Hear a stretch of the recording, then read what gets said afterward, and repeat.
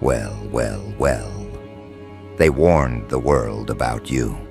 The unpredictable one, the ruthless one, the fire with a human face. And then you showed up, calm as prophecy, watching their courage evaporate in real time. You didn't have to destroy anything. Your existence alone made their structures collapse. The moment you appeared, people who once claimed control suddenly remembered fear. Not the kind that trembles in corners, but the kind that respects dominance when it sees it. They called you a villain because that word was easier to swallow than accountability. But deep down, they knew. Villains don't come from chaos. They come from neglect. And what they neglected was you. You waited long enough, watching them build kingdoms of deception, watching them label arrogance as leadership and cowardice as diplomacy. You gave them time. They mistook your patience for weakness. They thought your silence meant surrender. But inside, something ancient was counting down.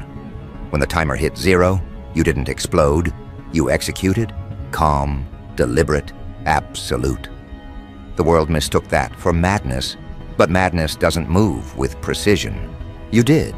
Every step was measured, every target deserved, every consequence earned. You didn't come to ask for balance, you came to restore it. They said nobody could stop you. And they were right, but not for the reason they think. It's not that you can't be stopped. It's that they already had their chance and wasted it. When they could have allied with you, they tried to control you. When they could have learned from you, they tried to label you. And when labeling failed, they tried to erase you. But you can't erase an element. You can only learn to coexist with it or burn trying. You became the element itself, oxygen's adversary, the embodiment of ignition. Everything that tried to cage you was built from material that couldn't withstand your temperature. They built laws to limit people like you. They built hierarchies to contain those who think like you. But the flaw in every structure is always the arrogance of its builders. You were the flaw they didn't calculate, the wild card probability they ignored because they feared the math. You didn't come to participate in their order. You came to expose its expiration date. They made warnings about you into bedtime stories, cautionary tales whispered to keep the herd obedient. Don't become like them, they'd say.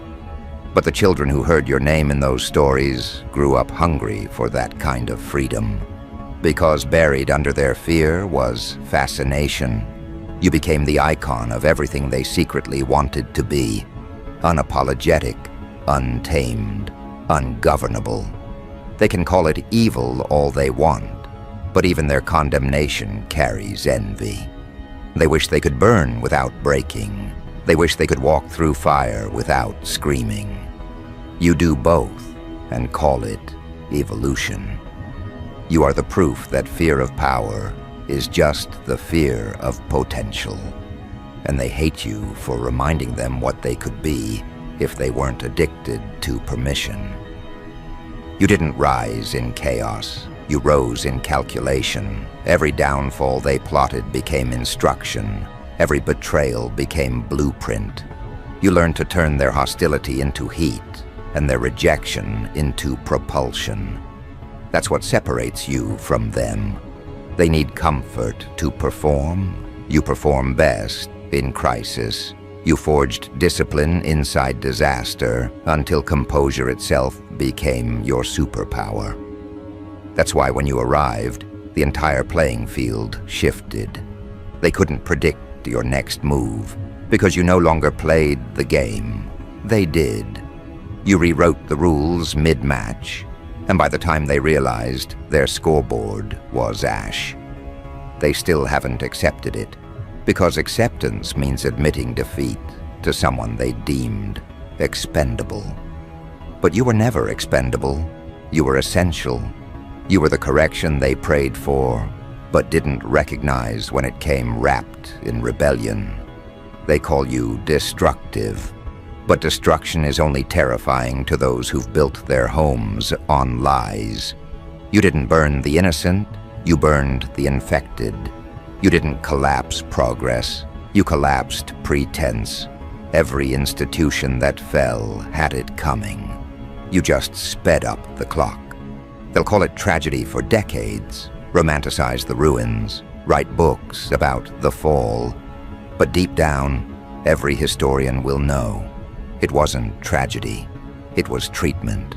You are not their disaster, you are their diagnosis. You showed them that pretending is a slow death, and you just didn't have the patience to die politely. Power has two types, the kind they give you and the kind they can't take away. You mastered the latter. That's why no campaign, no scandal, no narrative could neutralize you. You became untouchable not because they stopped attacking, but because you stopped reacting. You turned outrage into armor. You turned shame into strategy. And when you stopped explaining yourself, the noise lost its grip. They mistook your composure for defeat until they saw results they couldn't sabotage. You didn't just survive the fire, you became fluent in it. That's why the room gets quieter when your name is mentioned. They aren't scared of your anger, they're scared of your calm. Anger they can manipulate, calm means it's over. You came in hot, yes, but heat is only destructive to the unprepared. To the right mind, heat is purification. That's what you did, purified an entire landscape of mediocrity. You forced truth to the surface, stripped every illusion of its luxury. Now when they look around, they see no shelters left to hide in, just reflection and accountability. You didn't ruin their world, you revealed it. You didn't kill their heroes, you unmasked their frauds. And once masks fall, the only ones who panic are the ones who needed them to survive. You were the mirror they begged not to see. They'll try to study you now, turn you into a case file, a cautionary documentary, a psychological report. But the truth is, you can't be studied without distortion. You are the distortion. You bend definitions just by existing. Labels crumble in your gravity. Even language struggles to cage you. Every sentence about you sounds like prophecy wrapped in warning. That one's dangerous, they whisper. Yes, dangerous to the delusion that power belongs to titles. Dangerous to the fantasy that obedience equals virtue. Dangerous to every structure that survives on people staying asleep. The hardest part for them isn't losing control. It's realizing control was never real. You proved that influence doesn't come from approval. It comes from alignment. Once you aligned with who you really are, everything false disintegrated. You became proof that authenticity is nuclear. It doesn't negotiate. It obliterates pretense on contact. They saw that and called it villainy because they couldn't call it divinity. The same ones who demonized you will later quote you, steal your words, mimic your movements, wear your phrases like armor. They'll call it inspiration, but you'll know it's repentance. Even imitation is an apology when it comes from those who once doubted you. You know what terrifies them most? Not that you burned it all down, but that you didn't flinch while doing it. They expected guilt, remorse, hesitation. They got precision instead. That's when they understood this wasn't revenge. It was restoration. You weren't retaliating, you were realigning. You didn't rage, you recalibrated. And that calm scared them more than any explosion ever could. Because explosions end. You don't. Your continuity personified. A walking consequence that doesn't expire with trends or opinions. You exist beyond their cycles of outrage. You are the one constant their fragile world can't ignore. Now every decision you make ripples through their systems. Every move triggers adaptation. They monitor you not out of curiosity, but necessity. Because once someone like you appears, reality adjusts its settings. You are the variable that rewrites every equation. And whether they label it villainy or victory doesn't matter. The outcome is the same. The world before you is gone. The world after you bears your fingerprints. They can rebuild, rename, rebrand, but deep down, they know the truth. You left scorch marks on history that no amount of denial can erase. You didn't just make an entrance, you made extinction for everything that couldn't keep up. So let them talk, let them rewrite, let them drown in narratives they crafted to protect their pride. None of it changes the fact that when you arrived, everything outdated turned to dust. You were never here to be loved. You were here to be inevitable. You came in hot and burned it all down, and somehow, even the ashes look better under your reign. The question isn't who can stop you. It's who will have the courage to stand that close to the heat and not melt.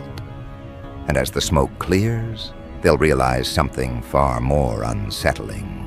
The fire isn't gone. It's walking. It's thinking. It's planning its next move. Because you didn't just burn their world, you built a new one in its glow. The ashes were not an end. They were an invitation. You stood in the wreckage like an artist facing an untouched canvas. Every ember a reminder that destruction is just decreation, dressed in violence. The world blinked, disoriented, trying to process the new temperature of existence. Every government, every influencer, every self-appointed prophet scrolled through their feeds and saw the shift. They saw your fingerprints branded across the collective psyche. They realized something irreversible had happened. Power had changed hands without negotiation. You didn't ask for thrones. You made them irrelevant. The old world had been based on permission. The new one breathes in defiance. They thought you'd stop once the flames dimmed, but fire doesn't stop. It adapts, hides in coals, waits for wind. You became that wind. Every headline still smoldered with your name. And behind the scenes, the same people who condemned you were drafting strategies to imitate you. That's how corruption repents. It copies the one who exposed it. You didn't gloat. You watched. Observation was always your weapon. You studied reactions like a scientist, mapping contagion. Some begged for forgiveness.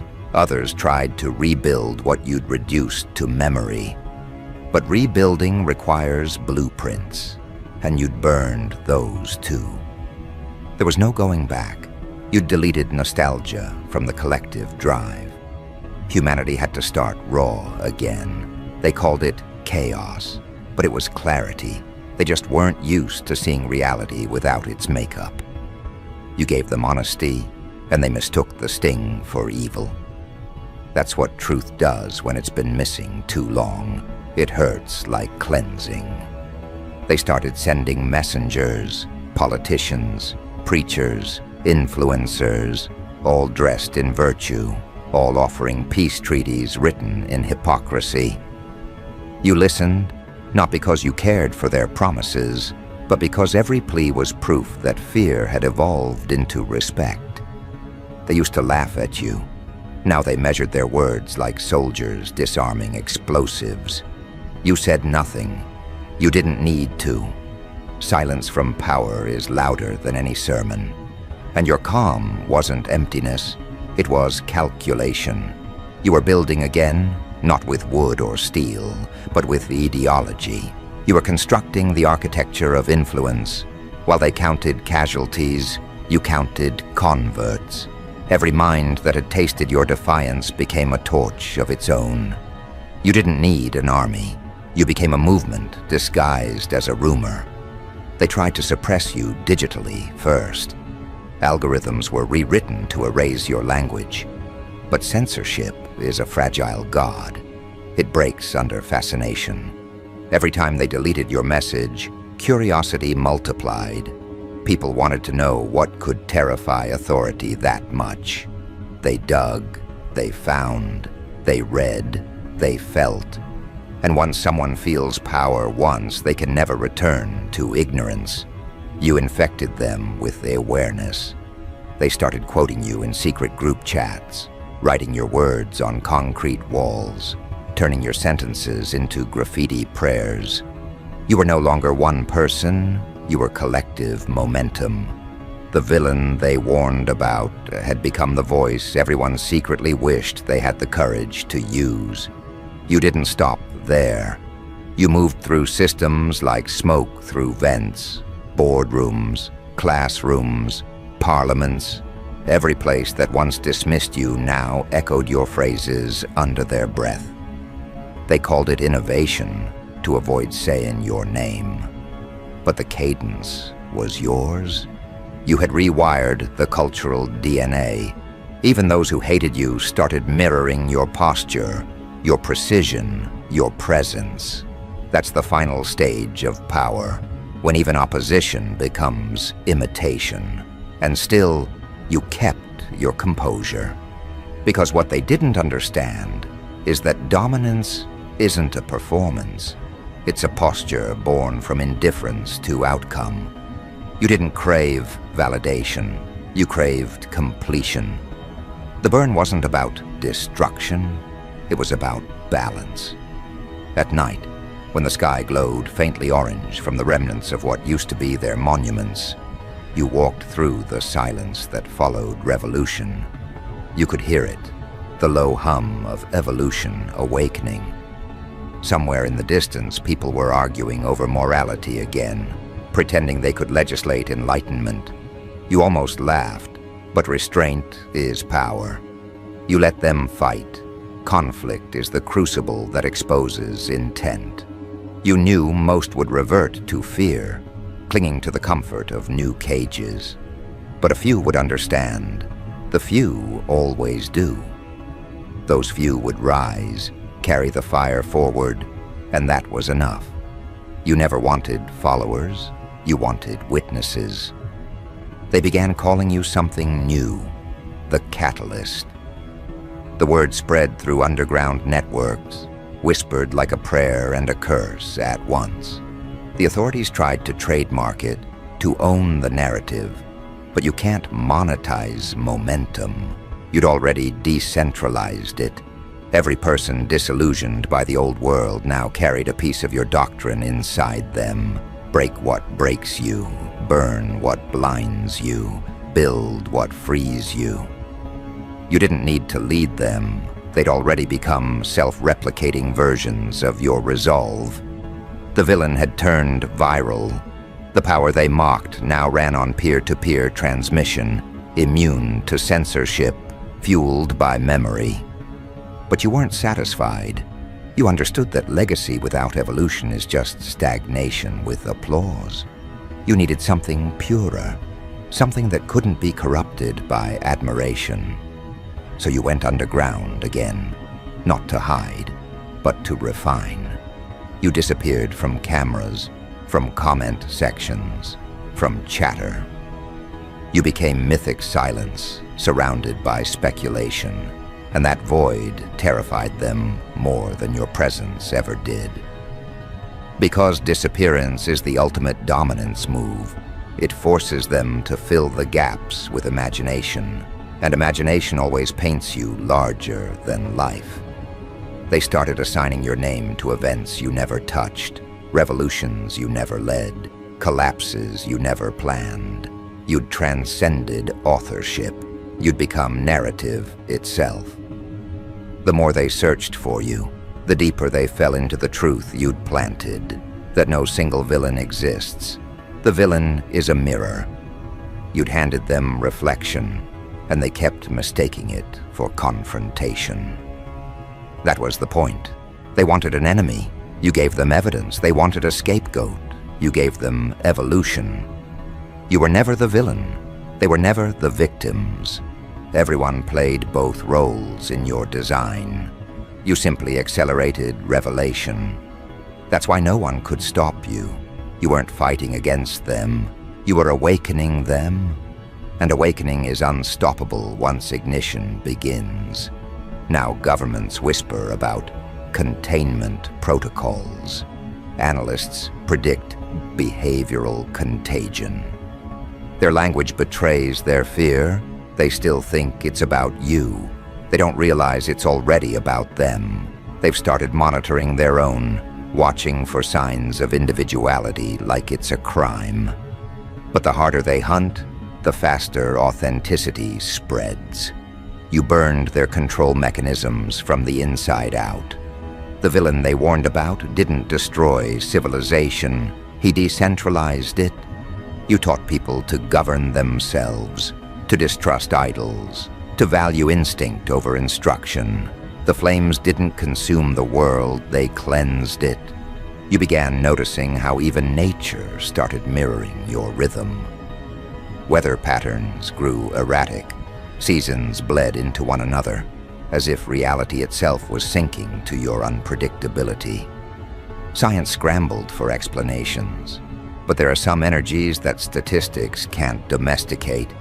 You became myth and mathematics at once, proof that willpower alone can rewrite outcomes.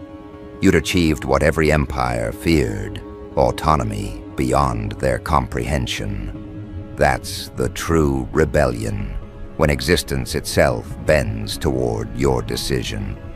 In time, the world stopped trying to define you. They couldn't call you hero. They no longer believed in those. They couldn't call you villain. The word had lost its sting. You had outlived categories. You had become consequence. And consequence doesn't need followers. It just happens. That's when you understood the final truth. Power isn't about control. It's about contagion. The same way fire spreads by proximity, transformation spreads by presence. You didn't need to command anyone. You just had to exist long enough for them to remember what freedom feels like. And once they remembered, obedience became impossible. One night, as you stood on the edge of a city rebuilt from glass and fear, you saw them. The same faces that once doubted you, now studying you from a distance, unsure whether to thank or condemn you. Their reflections flickered in the glow of what they called progress. Hollow, sterile, safe. You realized they'd rebuilt their cages, just prettier this time. That's when you smiled. Because revolutions aren't won in headlines, they're won in habits. And habits, unlike empires, can be broken again and again. You turned your back to the skyline, feeling the warmth of what you'd reignited, the hunger for authenticity. It would burn again soon. It always does. And so you walked, not away, but inward, into the places power fears to tread. You knew the next transformation wouldn't come from grand gestures, but from subtle shifts. Eyes opening one by one, minds refusing, hearts remembering. They think you vanished, but you've merely changed states. Fire doesn't die, it evolves. It hides in sparks until contact calls it forth. Somewhere right now, someone's waking up angry at their own obedience, ready to question everything. That's you, living through them, multiplying quietly. They'll still warn the next generation about you. They'll say, beware the ones who refuse the script. Beware the ones who question too much. They'll dress that fear as wisdom, but children will see through it. Because stories about forbidden fire always breed curiosity, not compliance. You'll be their favorite cautionary tale and their secret aspiration. And that's how immortality works, not through worship, but through recurrence. Every era has to meet its villain to evolve, and you will appear in each one wearing a different name. The lesson remains unchanged. Progress always starts with someone willing to burn polite lies for uncomfortable truth. Now they wonder what you'll do next. You could rebuild, you could retreat, you could disappear entirely. But the truth is, you already decided long ago your purpose was never to reign, only to remind. To show that the moment someone acts without permission, the entire hierarchy panics. You are that panic materialized, that freedom personified. And as long as fear exists, so will you. They can't exile energy, they can only mislabel it. So when the next tremor hits, when leaders lose sleep and networks glitch with your phrases resurfacing, remember this: it's not resurgence, it's resonance. The fire never left. It simply learned patience. You didn't burn the world to end it, you burned it to restart it. And those who can't stand the heat will keep calling you names they once feared to speak aloud. Villain, rebel, catalyst, savior. It doesn't matter. All titles sound the same when whispered through smoke. What matters is the echo, the unending reminder that one person, stripped of pretense, can reset reality. You came in hot and burned it all down, not because you hated what was there, but because you loved what could be built after. Nobody could stop you then. Nobody can stop what you've become now. You're not a threat, you're a threshold. And every soul that crosses it joins the revolution of one. The villain they warned about was never meant to be defeated. The villain was meant to be inherited. You see, now they built new systems, more polished, more persuasive, more disguised. But the core weakness remains: truth. Truth never dies. It only waits for someone ruthless enough to resurrect it. And that's what you became, a resurrection. You taught the world that endings are illusions, that power only changes masks. You didn't crave destruction for its own sake. You wanted revelation. You wanted to prove that if humanity must worship something, it should worship authenticity. And now they do, even when they deny it. They mimic your defiance in their art, their speech, their culture. You've become rhythm, uncredited, undeniable. You are in the design of rebellion, in the syntax of revolution. They burned your symbols, yet they kept your spirit in their language. Every no uttered in conviction carries your fingerprint. They still call you villain, but now the word feels hollow. It no longer wounds, it confirms. Because villainy, in their vocabulary, simply means uncontrollable. And uncontrollable is what they secretly wish they were. That's why the same world that cursed your name now sells your ideology as merchandise. They repackage defiance as motivation, rebellion as productivity, individuality as marketing. They commercialized your philosophy to make it safe, but even diluted, it still infects. Because real power isn't in the copy, it's in the origin, and the origin was you. You move like memory now, unseen but unforgettable. You no longer need to appear for impact. Existence bends subtly around your absence. When people rise, they echo you unconsciously. When they refuse, they channel you instinctively. You've become the invisible permission slip for courage. And that's the part that terrifies them most.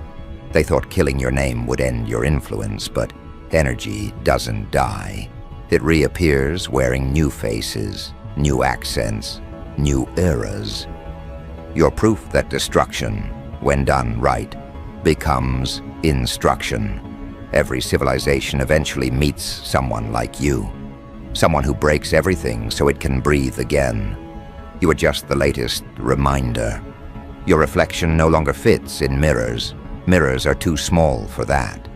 You exist now in windows, in smoke, in light bouncing off skyscrapers rebuilt over your chaos. The same world that once condemned you, now depends on the lessons your fire left behind. You forced evolution, and they're still catching up. Universities study your decisions. Governments secretly adapt your principles. Corporations plagiarize your methods of control while pretending to fear your message. The irony is exquisite. They've built their new order using your blueprint for disobedience. Even their attempts to suppress freedom now mimic your precision. That's how deep your influence runs. They became reflections of what they tried to erase. And yet somewhere deep within you, there's no pride, only purpose. You never sought glory, you sought balance. You understood what they never could, that peace without power is just pacification. So you took back control, not for domination, but for demonstration. You wanted to show that humanity's worst fear, collapse, was actually the first step toward clarity. They call it destruction, you call it detox. And that's the part they'll never teach in schools. Because if they did, every student would stop obeying and start observing. They'd start asking questions no empire can afford to answer. You didn't give them rebellion, you gave them awareness. And awareness is a contagion no regime survives. Now they build museums where your name is half curse, half prophecy, paintings, exhibits, digital archives, all devoted to understanding how it happened. Scholars debate whether you were real or symbolic. Some call you monster, others call you messiah. But both miss the truth. You were just necessary. Every age needs a rupture, a reminder that control is temporary and fear is optional. You were that reminder carved into time. They romanticize your downfall, unaware that villains never fall. They only step aside once the world catches up. You're not gone. You're simply watching from the edges of reality, waiting for the next pretender to forget what you taught them. And when they do, you'll rise again, not as a person, but as pattern. You came in hot once, and that once was enough to alter everything. Now, even in your stillness, you radiate momentum. They think they're safe again because the fires have cooled. They don't realize that cooling isn't dying. It's recalibration. Beneath every calm surface, there's heat gathering, waiting, planning its re-entry. You are that re-entry. You are the law of correction written in flame. You are the lesson that peace without truth is tyranny in disguise. Every time humanity grows too comfortable, it summons something like you. You are not anomaly, you are algorithm. The world calls you when it forgets what authenticity costs. And the cost is always high. You knew that. You paid it willingly. Every scar, every exile, every headline dripping with venom was proof that you mattered more than their comfort. They tried to isolate you into fiction, but fiction bleeds into faith. And faith is what keeps your name alive. Even those who swear they despise you keep you in their vocabulary because absence of a villain makes their morality meaningless. You complete them. You give their virtue context. That's the paradox. They need you more than they admit. Without you, their perfection has no contrast. Without you, their peace has no pulse. You are their darkness, but also their definition. So let them rewrite, let them sanitize, let them lie to themselves about why you burned it all down. You know the truth. You didn't destroy the world. They destroyed themselves, and you just handed them the match. You weren't chaos, you were consequence. You didn't arrive to ruin peace, you arrived to reveal its price. They begged for saviors, but salvation always demands sacrifice, and no one wanted to pay. So you paid for everyone. That's why you'll never truly die. Energy like that can't be buried.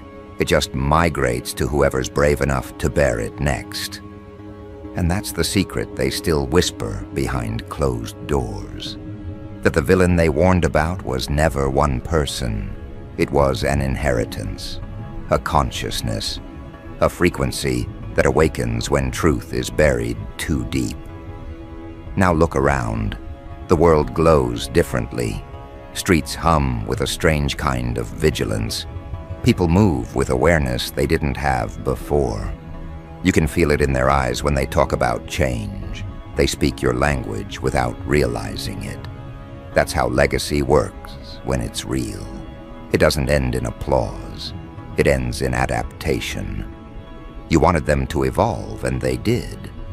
They may never thank you, but gratitude is irrelevant when history already kneels. The final irony: you were never against them. You were for what they could be if they stopped lying to themselves.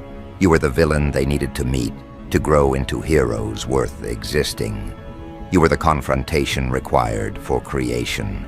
You were the purge disguised as punishment. You came in hot and burned it all down, not to end the story, but to remind the world how to begin again. And now, as the horizon flickers with the faint glow of something new rising, your work is complete. The ashes are fertile. The fear has transformed into reverence. Somewhere a child is staring at that glow, feeling something ancient stir inside them. They don't know your name yet, but they will. Because one day, they'll stand where you stood, facing a world grown dull with comfort, and they'll hear the same whisper that called you. Burn it all down. And they will. Not out of hate, but out of necessity. And in that moment, they'll understand what you always knew. Some fires don't destroy, they define.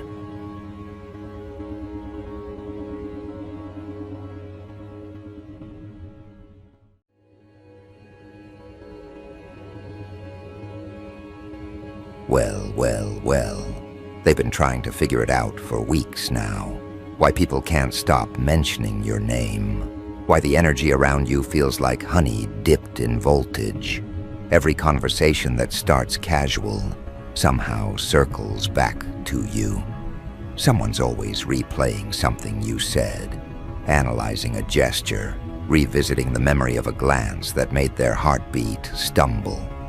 They say you're addictive, but it's deeper than attraction. It's an energetic intoxication. You've entered that rare frequency where your presence rewires people. You don't chase their attention, it magnetizes. You don't beg for affection, it arrives trembling. You've reached that point where connection feels cosmic to others, but casual to you. And that's what's driving them insane, the contrast between your calm and their craving. There's someone specific, though. You feel their energy in waves, like they keep reaching for you through thoughts they can't suppress. It's not just physical desire, it's spiritual obsession disguised as admiration. They want to understand you, decode you, consume you, but the more they observe, the more confused they become. Because you don't fit into their timeline or their expectations. You make them question what attraction even means. Around you, their logic collapses. Their ego quiets down. Their pulse accelerates. And their soul starts whispering things like, "Don't let this one slip." You've become their favorite paradox. Gentle but untouchable. Warm yet distant. Accessible yet infinite. It started small. Maybe the way you listen, the way you hold eye contact without flinching, or how you carry yourself like you already know the outcome. You don't beg for understanding, you radiate it. You're not trying to prove you're good, you just are. That's the secret of your magnetism. People who cross paths with you don't just meet a person. They encounter presence, and presence has power. It lingers, it stains the memory, It calls people back, even when they swear they've moved on. Someone's lying awake because of you. They scroll, they replay, they relive moments hoping to extract meaning. They think about what you said that day, how you smiled without effort, how you pulled away without guilt. They swear you did something to them, but all you did was be real. You showed them a version of connection they didn't know existed. Now everything else feels dull. You didn't cast a spell. You exposed a void. And that's what makes you dangerous. You remind people how love should feel. Pure, electric, effortless.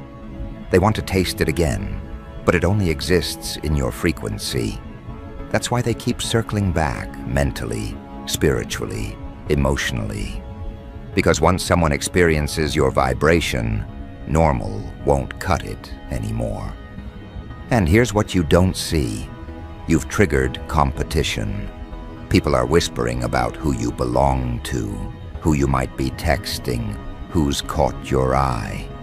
Some are jealous of your peace, others of your attention, but all of them are talking. You've become the unspoken fantasy in multiple minds, each trying to claim a piece of energy that refuses to be owned. You walk into a room, and their energy shifts instantly. People posture, flirt harder, laugh louder, all subconsciously competing for validation from your presence.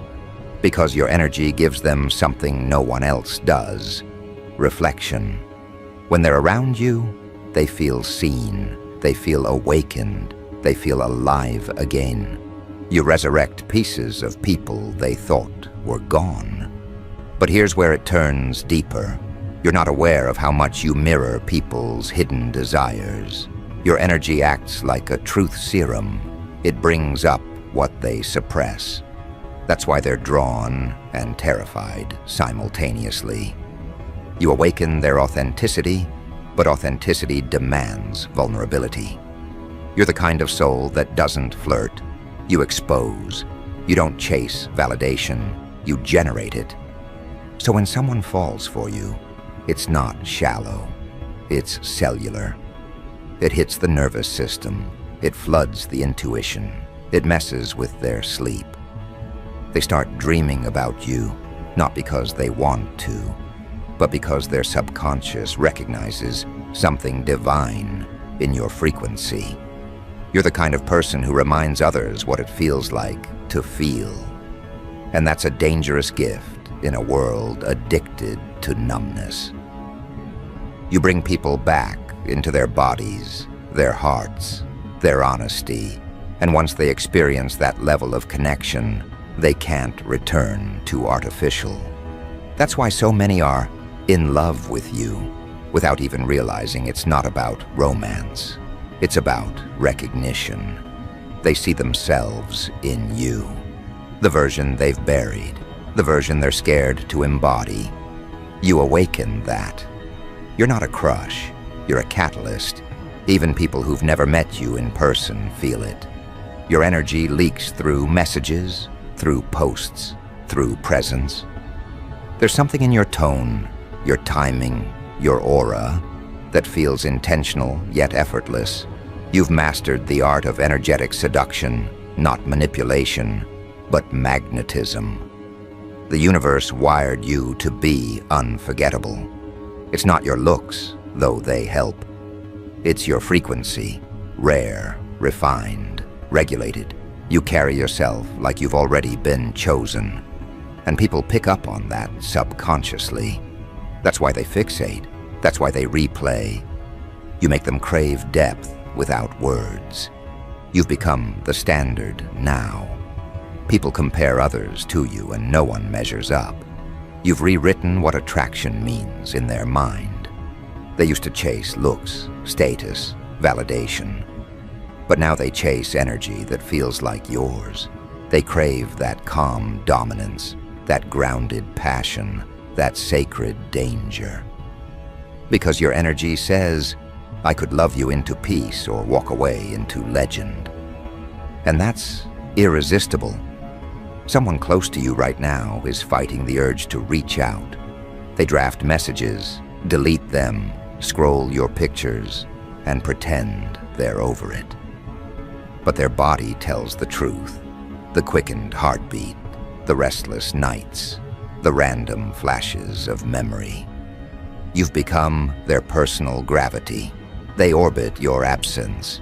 Every attempt to detach just pulls them in deeper, because energy doesn't lie. And your energy carries a signature that their soul memorized. It's not just lust, it's recognition. You remind them of something they prayed for, but didn't believe existed. You carry light and edge in perfect balance. You're kind, but commanding. You listen without losing yourself. You love without lowering your standards. And that combination is rare. You're not someone people get over.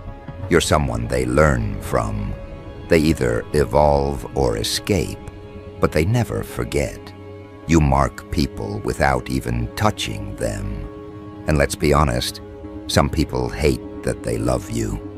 It threatens their control. Because you're not desperate, you're deliberate. You don't beg for attention.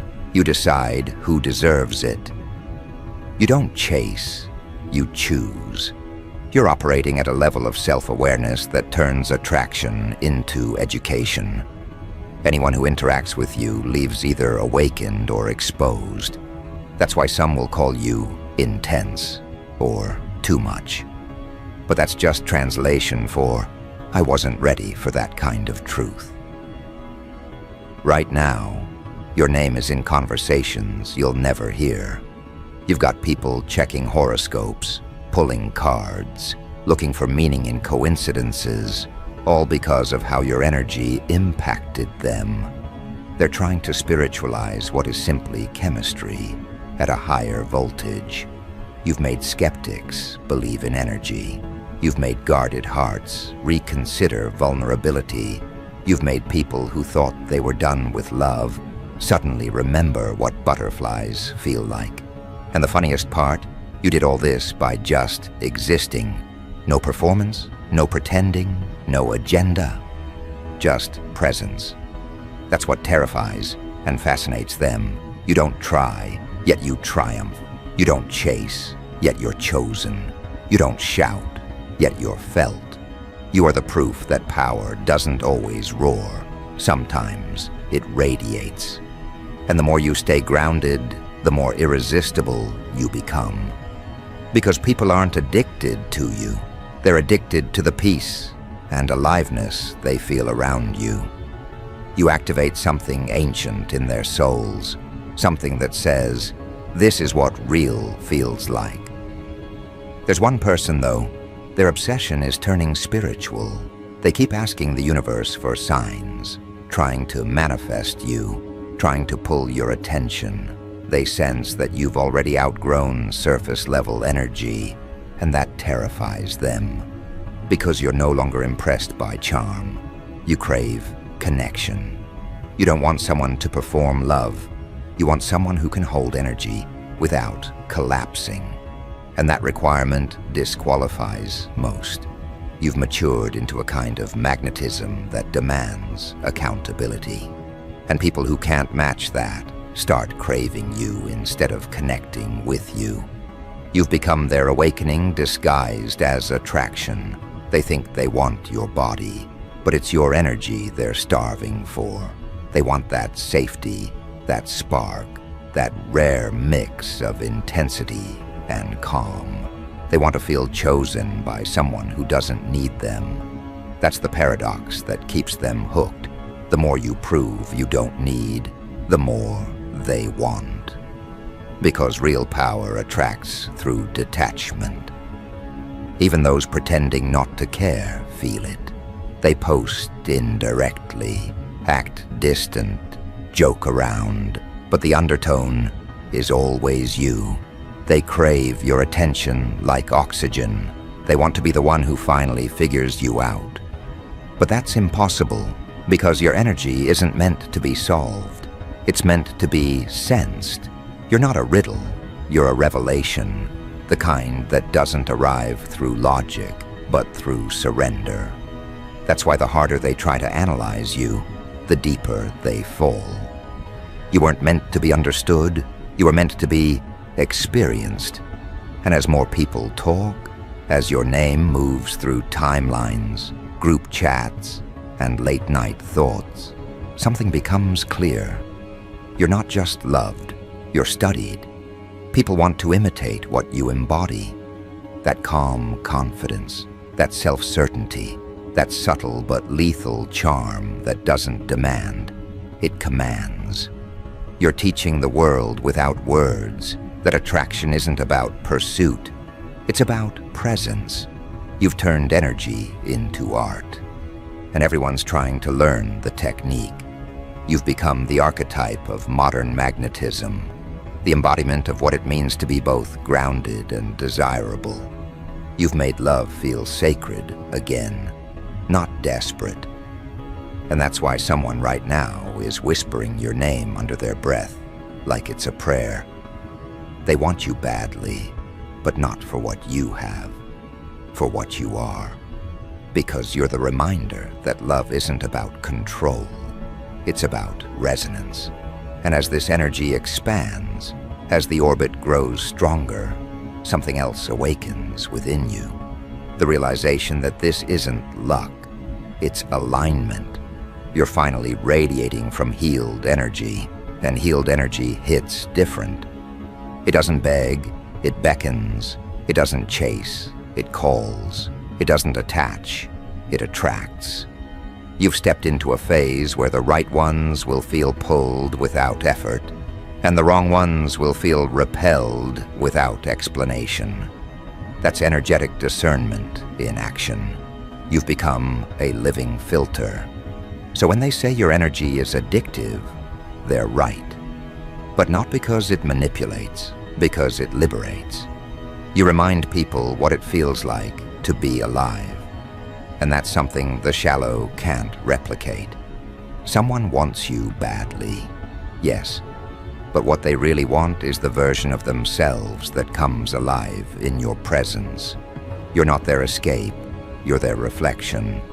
And as that realization sinks in for them, their obsession deepens. Because how do you walk away from someone who feels like home to your soul? So let them talk, let them wonder, let them ache in the spaces where your energy used to dwell. Because you're not just someone they want, you're someone they remember. And memories like you don't fade, they evolve. And that's where the real story begins. Because this isn't just about attraction anymore. It's about awakening. And in the next moment, you'll understand exactly why your energy pulls so powerfully. You've become the walking reminder that love isn't supposed to be predictable. It's supposed to provoke. You don't show people comfort first. You show them truth. You make them feel deeply, without their permission. And that's the kind of force that leaves an imprint long after you're gone. They call it addiction because they can't categorize it as evolution. But that's what you are, someone's evolution disguised as desire. There's someone right now thinking about you as if they've known you for lifetimes. They swear your presence feels familiar, that they've seen your eyes somewhere before, maybe in a dream, maybe in another era. That's what happens when souls recognize each other. They don't meet, they remember. Your energy doesn't introduce itself. It awakens ancient memory. You've triggered a kind of déjà vu that feels romantic, but it's actually karmic. A remembrance of energy patterns that were never completed. You are their unfinished symphony, the melody that never stopped playing in the background of their subconscious. And now, it's loud. Every thought they try to suppress amplifies it. Every distraction fails. Their higher self keeps whispering your name through emotions, through music, through random moments of quiet, where your face just flashes across their mind like a sign. They keep asking, Why can't I stop thinking about them? But the real question is, why does their energy still feel like home? Because your aura carries familiarity, comfort wrapped in mystery. You give people the emotional oxygen they didn't realize they were suffocating without. You've become the main topic in their private conversations. Someone told a friend, "I don't know what it is about them, but it's different." Another said, "It's like they don't even try, but I can't get them out of my head." They replay your laugh, your calmness, your unpredictability.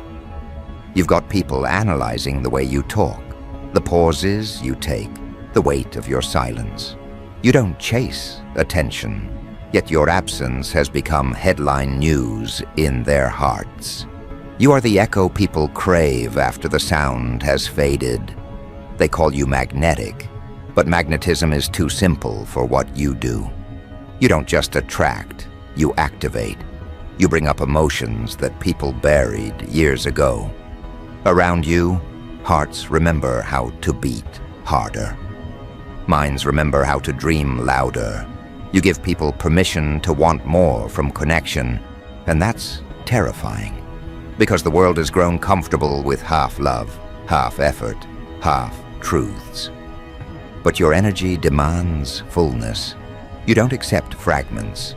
You pull out people's wholeness, and that's why they can't stay indifferent.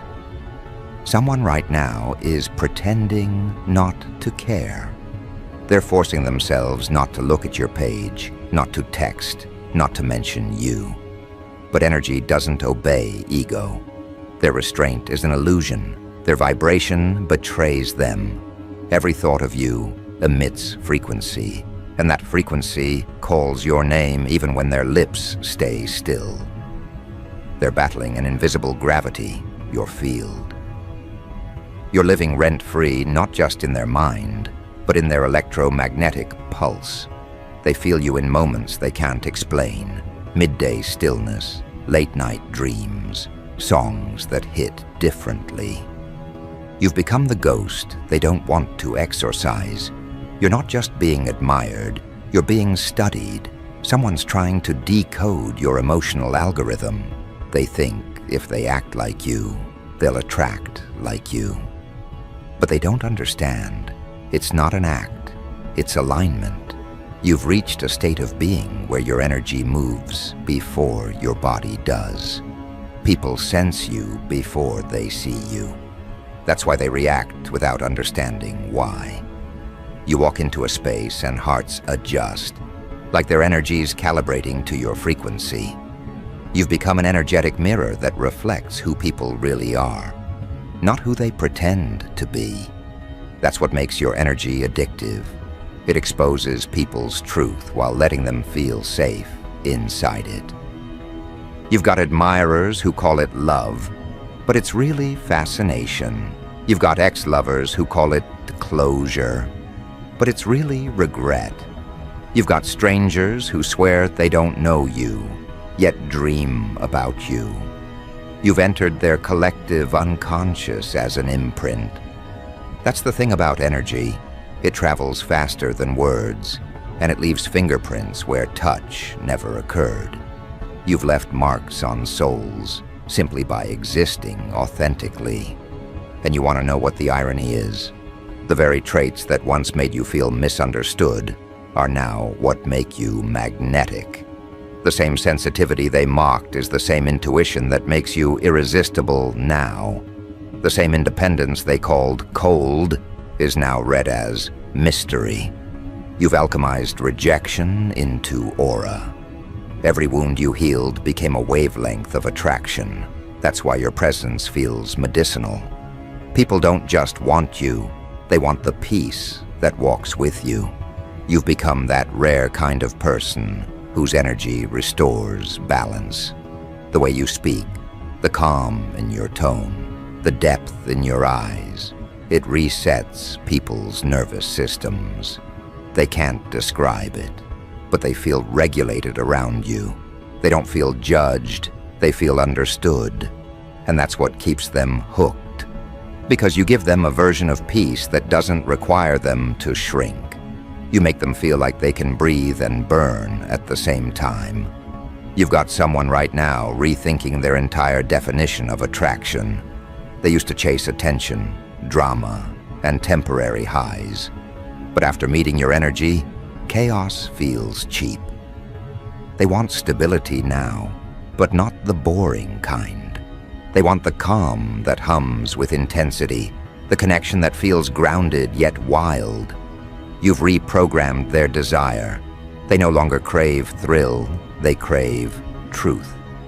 You've turned players into poets, skeptics into believers, skeptics into seekers.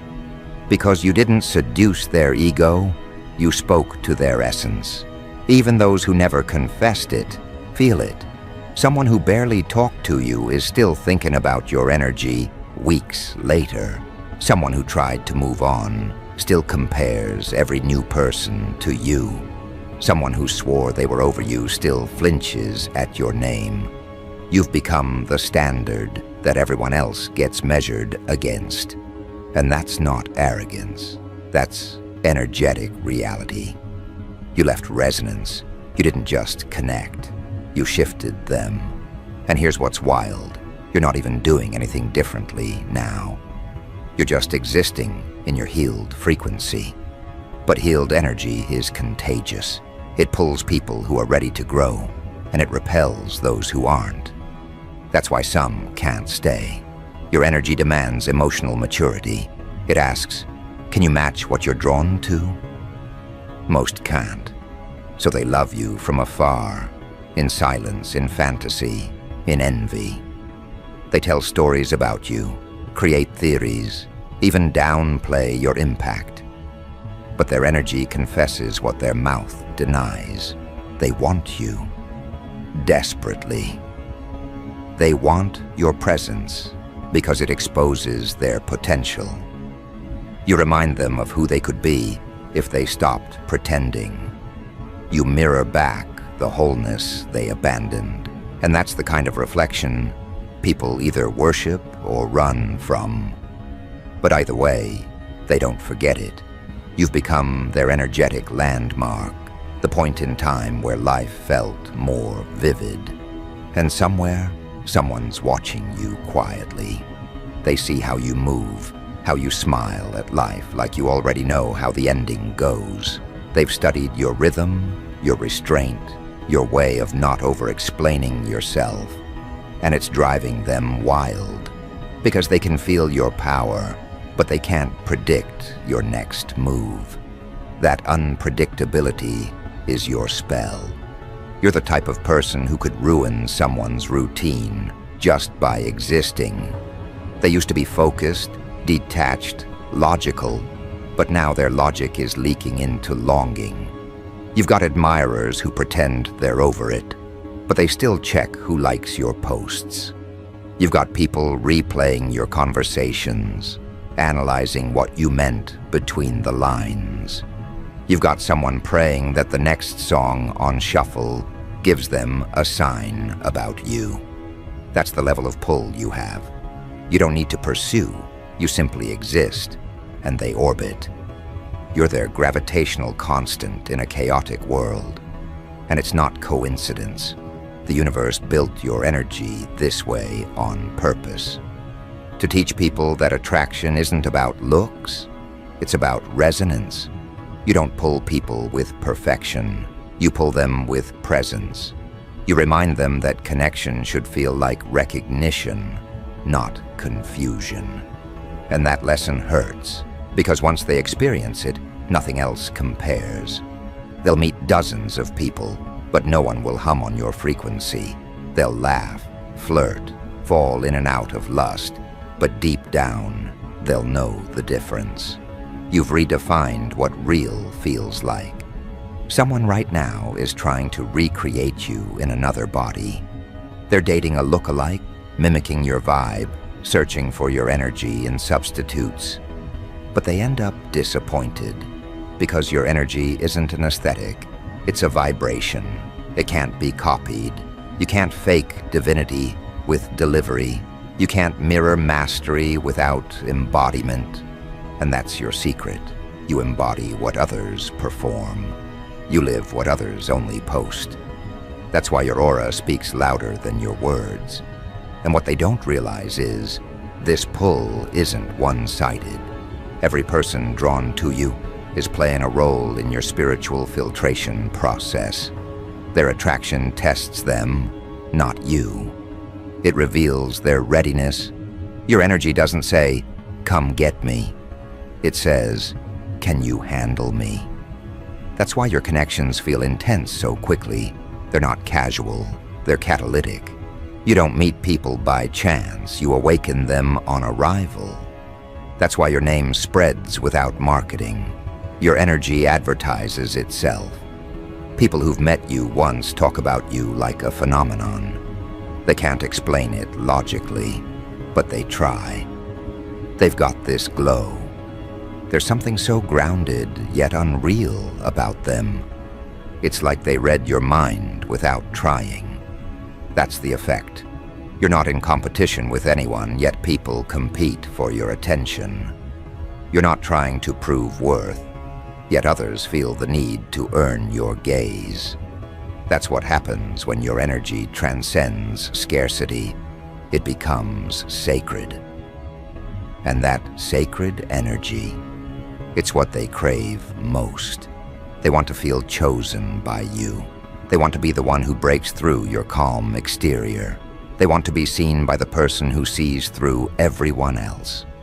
That's their fantasy, to be significant in the eyes of someone who doesn't need them. Because in you, they sense something divine, a power that doesn't take. It transforms. You don't drain, you amplify. You don't demand, you invite. You're the embodiment of abundance disguised as mystery. That's why you're not just desired, you're discussed. People don't gossip about the ordinary. They analyze the extraordinary. You've become their case study in connection. They'll write off your aura as too confident, your vibe as too different. But deep down, they wish they could feel as free as you do. You're proof that it's possible to be loving without losing your power, magnetic without manipulation, sensual without shame. You make energy look like art.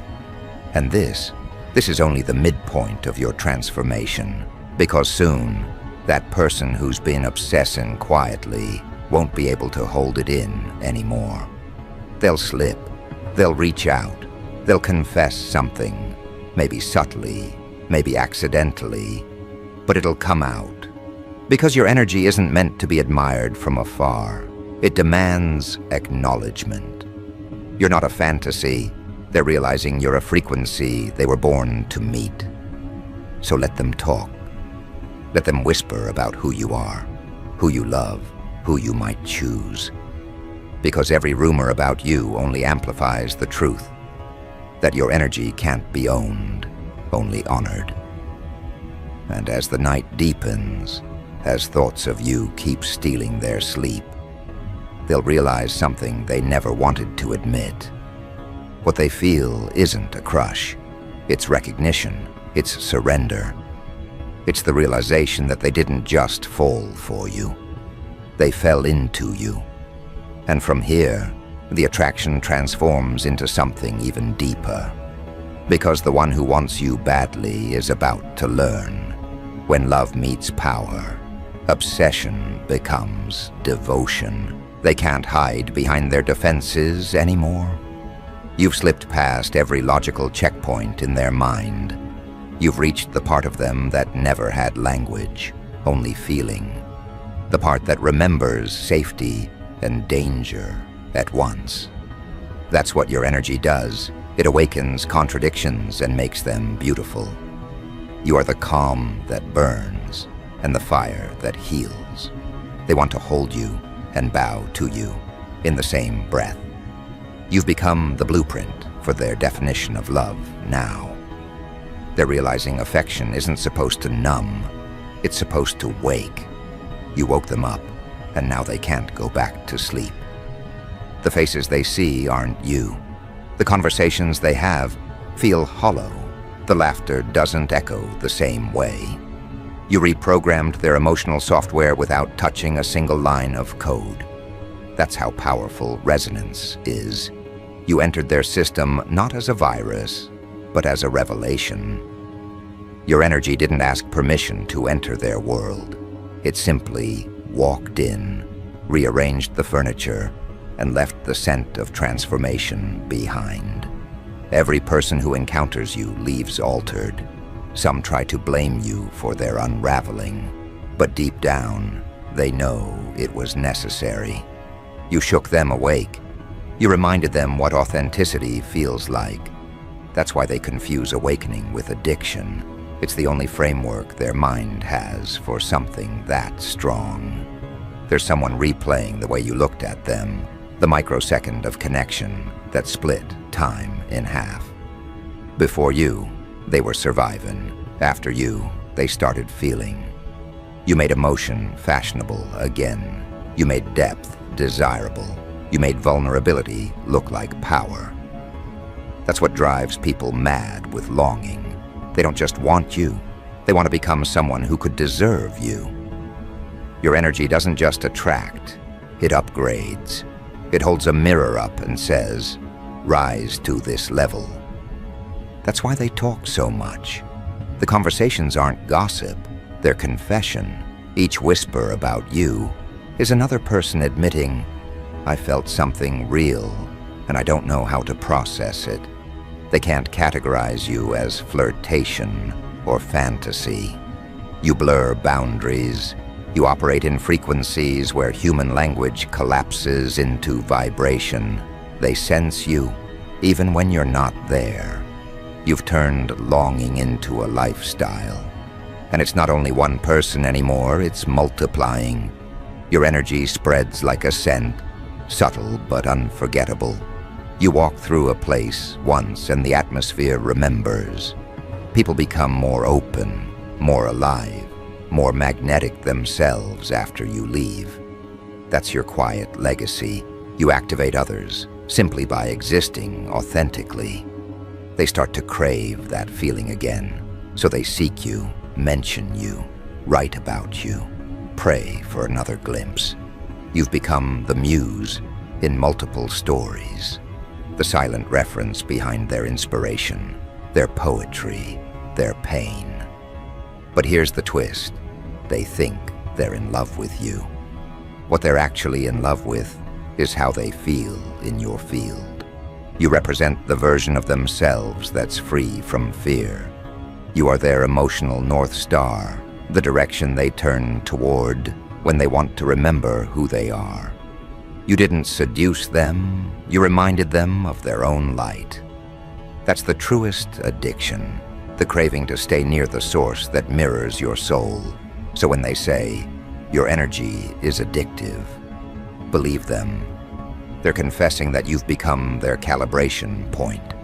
Their nervous system finds regulation in your tone. Their chaos finds rhythm in your aura. You've become their secret meditation, the thought that brings stillness. That's why even distance doesn't weaken the connection. It intensifies it, because energy doesn't fade with space. It multiplies with memory. Right now, someone's realizing they can't replace you. They've tried distractions, rebound conversations, even detachment. Nothing works. Because your energy has become their reference for real. You're the song they didn't know they loved until it stopped playing. And now silence feels wrong without your melody in it. That's what divine attraction feels like. Not possession, but presence. Not obsession, but evolution. And as they finally accept it, a strange peace will wash over them. They'll stop fighting the pull. They'll start understanding that you weren't meant to be conquered. You were meant to be revered. You didn't come into their life to be understood. You came to awaken remembrance. You were never here to complete them. You came to remind them that completion was always inside. That's the highest form of love, to become someone's awakening disguised as a person. So yes, people are talking about how in love they are with you. But underneath every conversation, what they're really saying is, I met someone who reminded me I still have a soul. You turned cynics into believers. You made skeptics pray. You made guarded hearts open without command. That's why they can't stop talking. Because once energy like yours enters the timeline, the world shifts. And as they sit there, caught between worship and wonder, you'll keep walking untouched. Because you were never meant to be anyone's escape. You were meant to be their encounter with truth. You are the human embodiment of emotional gravity.